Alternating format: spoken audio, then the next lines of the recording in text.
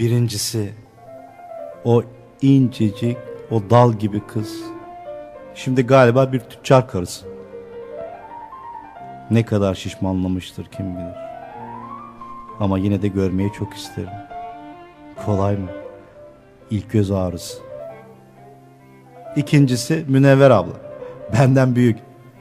Yazıp yazıp bahçesine attığım mektupları gülmekten katılırdı okudukça. Ve bense bugünmüş gibi utanırım o mektupları hatırladıkça. Dördüncüsü azgın bir kadın. Açık saçık şeyler anlatırdı bana. Bir günde önümde soyunu verdi. Yıllar geçti aradan. Unutamadım.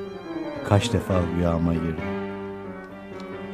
Beşinciyi geçip altıncıya gelelim.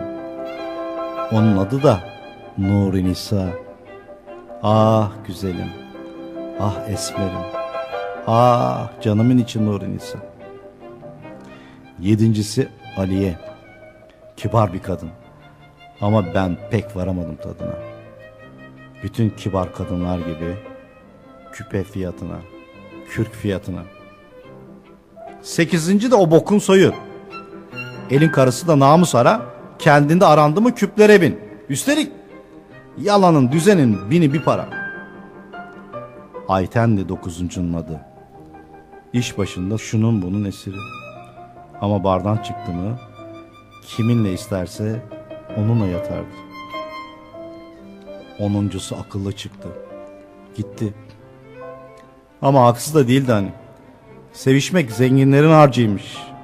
İşsizlerin harcıymış.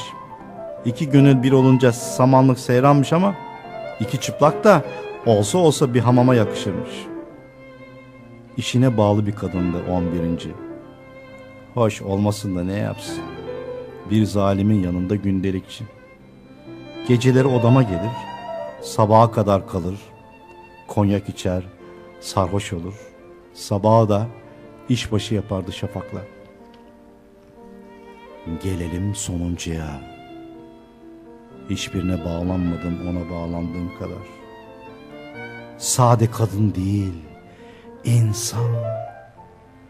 Ne kibarlık budalası, ne malda mülkte gözü var. Hür olsak der, eşit olsak der. İnsanları sevmesini bilir, yaşamayı sevdiği kadar. Sadece kadın değil, insan. İnsan. İnsan.